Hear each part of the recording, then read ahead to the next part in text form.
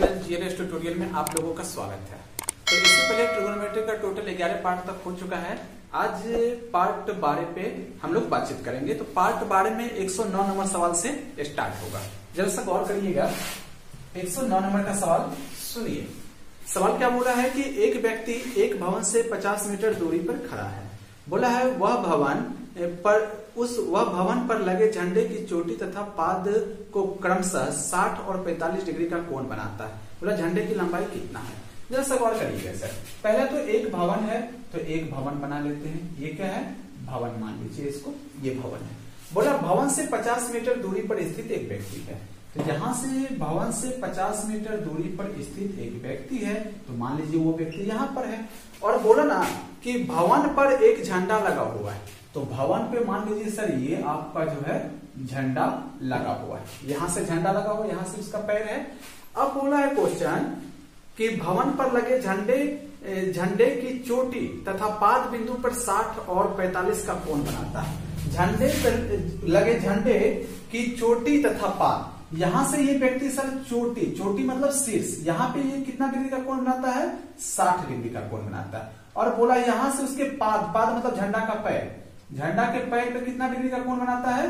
45 का कोण बनाता है। अब क्वेश्चन पूछा है कि बताइए कि झंडे की ऊंचाई कितनी होगी। जरा सा गौर करिएगा। सबसे पहले छोटा ट्रायंगल में सर हम लोग देखेंगे।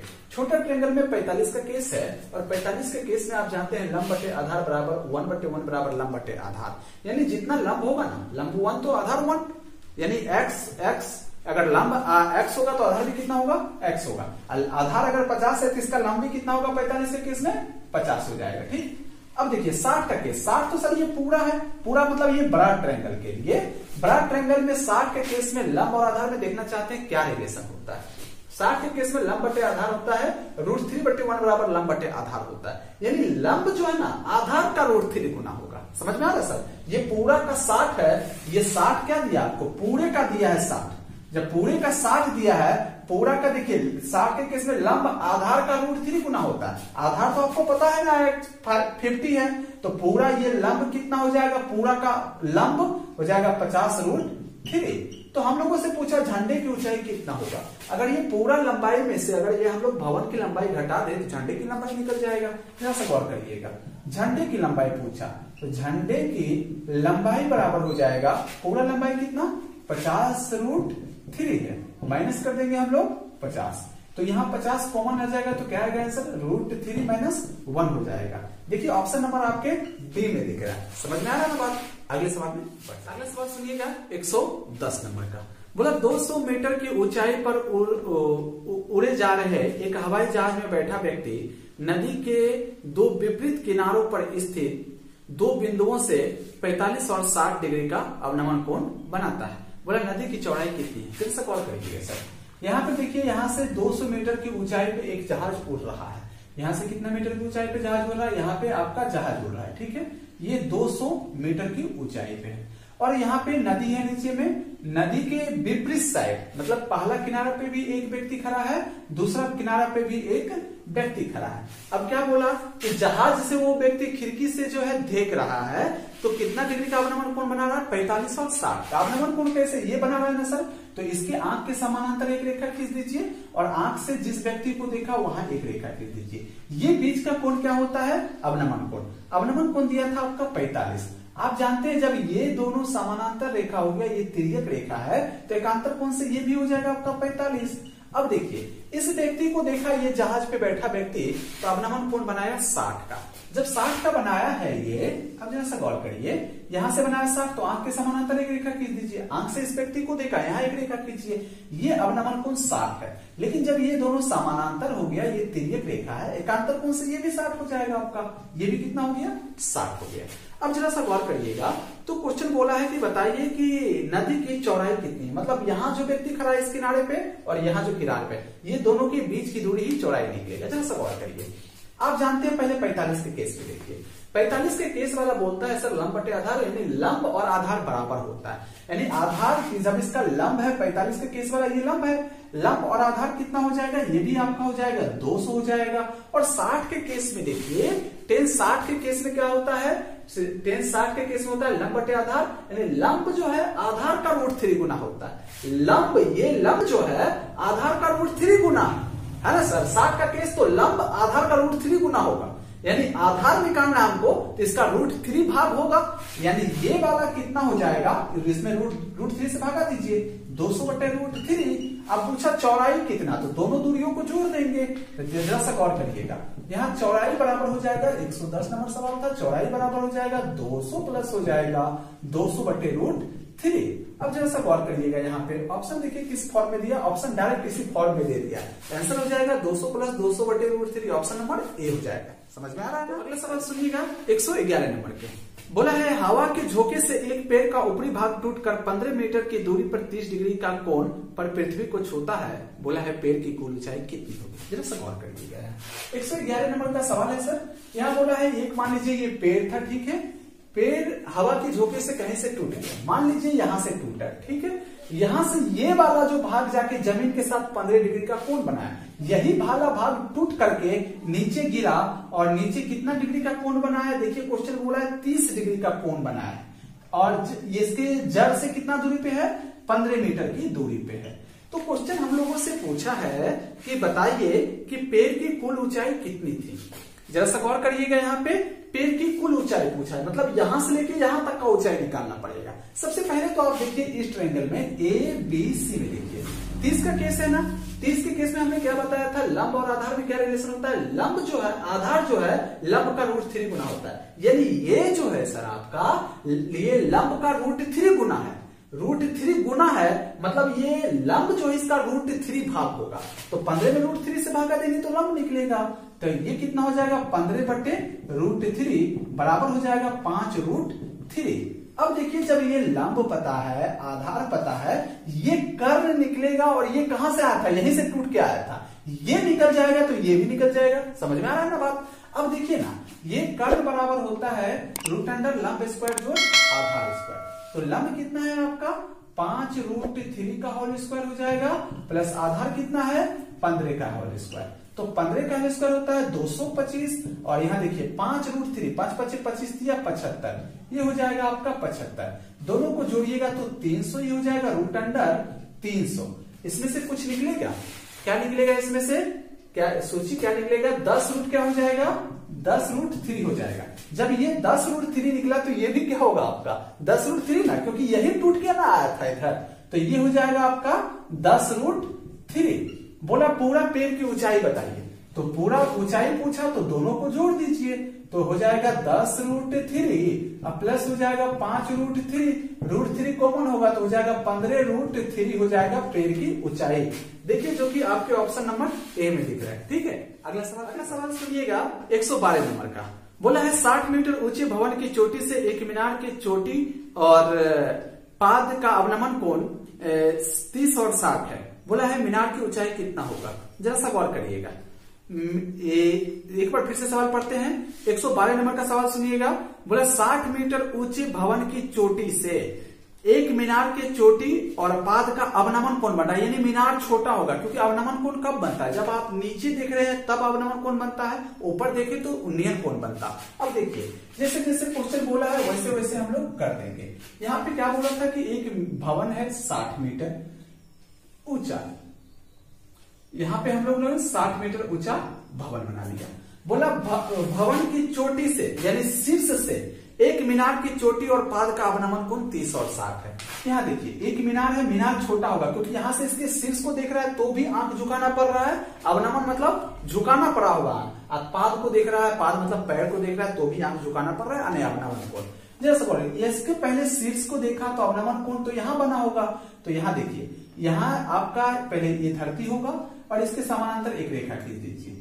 जब यहां से अवनमन कोण देखा, इसको शीर्ष को देखा तो अवनमन कोण 30 बना, तो 30 तो यहां बना होगा, लेकिन जब ये दोनों समानांतर है तो एकांतर कोण से ये भी आपका कितना हो जाएगा 30 हो जाएगा।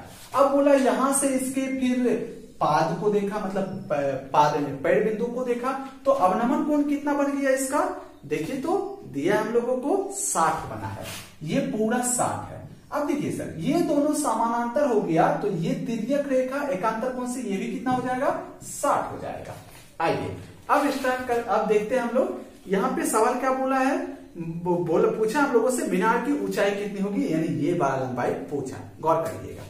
सबसे पहले देखिए 30 वाला के केस में, 30 वाला के केस में देखिए सर, यहाँ 30 के केस में हमने क्या बताया था, लंब बटे आधार होता है, लंब जो आधार जो है लंब का √3 गुना होगा, यानी इस ट्रायंगल में आधार जो है 30 वाला केस में आधार लंब का √3 गुना होगा। लंब को मान लेते हैं x, तो ये कितना हो जाएगा आपका √3x हो जाएगा। समझ में आया ना बात। और जब ये √3x तो ये भी कितना हो जाएगा आपका √3x होगा।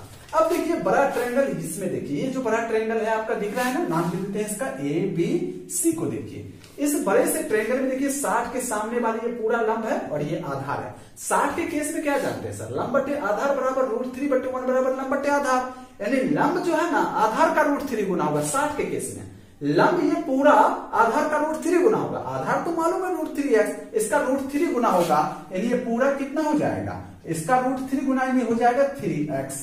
तो क्वेश्चन पूछा था मीनार की ऊंचाई बताइए, जैसा गौर करिएगा। जब ये पूरा 3x है और लंबाई मीटर में दिया है 60 मीटर, यानी 3x बराबर कितना हो जाएगा 60 मीटर हो जाएगा। x बराबर कितना हो जाएगा आपका, कितना हो जाएगा सर 20 दिया, 20 मीटर हो जाएगा। यदि ये x निकल गया और ये पूरा 60 है और यहां से यहां तक x है और x निकला आपका 20, तो ये वाला कितना होगा, ये वाला हो जाएगा आपका 40 मीटर, है ना। जब ये 40 है तो ये भी मीनार की ऊंचाई कितना हो जाएगा 40 ही होगा। मीनार की ऊंचाई बराबर हो जाएगा, जब ये 40 है तो ये भी हो जाएगा आपका 40 मीटर आंसर। ठीक है, अगले सवाल सुनिएगा 113 नंबर का। बोला एक प्रकाश स्तंभ की पूर्व की ओर दो जहाज का अवनमन कोण 45 और 30 है। दोनों जहाजों के बीच की दूरी 200 मीटर है। प्रकाश स्तंभ की ऊंचाई कितनी। पूर्व मतलब सर या तो उधर आप देखिए प्रकाश स्तंभ है, सबसे 113 नंबर का सवाल है, ये प्रकाश स्तंभ है। पूर्व या तो इधर मान लीजिए, पूर्व या तो इधर मान लीजिए। दो जहाज है यहाँ पर, यहाँ पे कितना, दोनों जहाजों के बीच की दूरी दिया, दोनों नदी में तैर रहा है। तो यहाँ पे देखिए यहाँ पे एक जहाज है, यहाँ पे, और बोला दोनों जहाजों के बीच की दूरी 200 मीटर है। यहाँ से देख रहा है प्रकाश स्तंभ के शीर्ष से इसका अवनमन कोण बन रहा है 45 और 30। जरा सा गौर करिएगा, ये दोनों जहाज के बीच की दूरी तो आपको पता है कितना दिया है 200 मीटर। अब यहां से जब प्रकाश स्तंभ के शीर्ष से नीचे देखा तभी अवनमन कोण बना होगा। तो आप यहाँ देखिए, पहला इस नाव को देखा, दूसरा इस नाव को देखा, तो आप जैसा सोचिए अवनमन कोण जो बना होगा, यहां से एक रेखा समानांतर खींचिए। पहला इस नाव को देखा तो इस नाव के साथ 45 डिग्री का अवनमन कोण बनाया है। 45 डिग्री मतलब इस नाव के साथ ये पूरा कितना दिया है 45। तो आप जानते हैं जब ये दोनों समानांतर रेखा तो ये भी कितना हो जाएगा 45। अब देखिए ये फिर दूसरा नाव को देखा तो अवनमन कोण 30 का बना। अवनमन उसके आंख के समानांतर, और आंख से जिस जहाज को देखा वहां एक रेखा खींचिए, ये आपका 30 दिया है। जब ये दोनों समानांतर है और ये तिर्यक रेखा एकांतर कोण से ये भी कितना हो जाएगा 30 हो जाएगा। अब जरा सा गौर करिएगा, हम लोगों से पूछा है कि बताइए प्रकाश स्तंभ की ऊंचाई कितनी होगी। गौर करिएगा, सबसे पहले छोटा ट्रायंगल में देखेंगे ABCD नाम देते हैं इसका। 45 के केस में क्या होता है सर, 45 के केस में होता है जितना लंब उतना आधार। लंब यदि आपका x होगा तो 45 छोटका वाला ट्रायंगल का आधार भी कितना होगा x होगा। अब देखिए आ जाते हैं बड़ा ट्रायंगल ABD में। 30 का केस है, 30 के केस में देखिए लंब बटे आधार, इधर 1/√3 बराबर लंब बटे आधार, यानी आधार जो है ना लंब का √3 गुना होगा। बड़का का जो बड़ा ट्रायंगल का जो आधार है लंब का √3 गुना होगा। लंब तो आपको पता है पहले से x, तो ये पूरा कितना हो जाएगा √3x हो जाएगा। अब हम लोगों से पूछा है कि बताइए ये प्रकाश स्तंभ की ऊंचाई, यदि x का वैल्यू पूछा है। देखिए पूरा लंबाई हमको x के फॉर्म में मालूम है कि √3x है, लेकिन ये देखिए पूरा ऊंचाई कितना है 200 प्लस x है। पूरा सर यहां से लेके यहां तक का पूरा आधार कितना है 200 प्लस x है। अब देखिए x को आप ऐसा करिए, इधर ले आइए, तो √3x माइनस x बराबर हो जाएगा 200। x कॉमन ले लीजिएगा तो √3 माइनस 1 बराबर हो जाएगा 200। देखिए x बराबर हो जाएगा 200 बटे √3 माइनस 1। इसका हर परिमेयकरण कर दीजिए क्योंकि ऑप्शन किया है। देखिए ऑप्शन करिएगा तो ये हो जाएगा √3 प्लस 1, अब बटे हो जाएगा √3 प्लस 1। ऊपर में गुना करिएगा तो ऊपर में हो जाएगा 200 इंटू √3 प्लस 1 और नीचे में हो जाएगा a minus B into A plus B, A square minus B square होता है। ए स्क्वायर मतलब √3 का स्क्वायर 3 या बी स्क्वायर 1 का स्क्वायर 1, 3 में से 1 जाएगा 2 बचेगा और 2 इसको काटेगा 100 मरतबे, यानी x बराबर कितना हो जाएगा 100 इंटू √3 प्लस 1 आंसर हो जाएगा। ठीक है, अगले सवाल पे बढ़ते हैं। सवाल सुनिएगा 114 नंबर का। बोला एक मीनार की ऊंचाई 100√3 मीटर है, मीनार की तली से 100 मीटर दूर स्थित बिंदु से मीनार का चोटी का उन्नयन कोण कितना होगा। जरा सा गौर करिएगा। बोला है एक मीनार की ऊंचाई दिया है, एक देखिए ये मीनार है, इसकी ऊंचाई दिया है 100√3 दिया है। बोला इसके तली से 100 मीटर दूर, तल तो ये है, तल से 100 मीटर दूर स्थित बिंदु से इसका बोला उन्नयन कोण कितना होगा, ये कोण पूछा है। हम मान लेते कि थीटा होगा। आप देखिए ना यहाँ पर देखिए लंब आधार का √3 गुना है, तो लंब आधार का √3 गुना कब होता है 60 के केस में। तो हमको तो पता है सर यहाँ 60 डिग्री आंसर होगा, हालांकि प्रोसेस से बना देते हैं। यहाँ देखिए थीटा लगा देते हैं। टेन थीटा बराबर क्या होता है लंब बटे आधार, यानी 100 बटे √3 बटा क्या हो जाएगा 100। अब देखिए 100 कटेगा तो टेन थीटा बराबर हो जाएगा √3। अब टेन में √3 किसका वैल्यू होता है 60 का, तो टेन थीटा बराबर हो जाएगा टेन 60 डिग्री हो जाएगा। ठीक है, देखिए टेन कटेगा तो थीटा बराबर कितना हो जाएगा 60 डिग्री आंसर हो जाएगा। ठीक है, तो आज हम लोग यही रखते हैं। Wish you all the very best.